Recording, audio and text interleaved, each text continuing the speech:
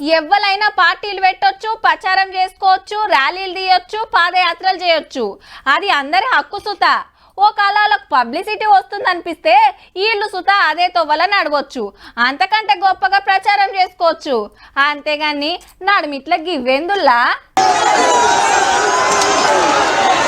అటు కాంగ్రెస్ కార్యకర్తలు, ఇటు పోలీసులు బస్సుల రాహుల్ గాంధీ సారు. అస్సాం రాష్ట్రంలో లొల్లి అయింది. ఆడ సారు యాత్ర నడుస్తుంటే ఓ గుళ్ళకు పోతానికి నిన్న పర్మిషన్ ఇయ్యలే, గౌహతి సిటీల ర్యాలీకి ఇవాళ పర్మిషన్ ఇయ్యలే. చల్ కావాలనే మా యాత్రకు బీజేపీ సర్కార్ అడ్డం పడుతుందని కాంగ్రెస్ వాళ్ళు నిరసనకు దిగే వరకు గిట్ల రచ్చయింది. లేలే పబ్లిక్ ను రెచ్చగొడుతుర్రు, నక్సలైట్ల తోవల నడుస్తుర్రని సీఎం గారు అనుకొస్తుండు.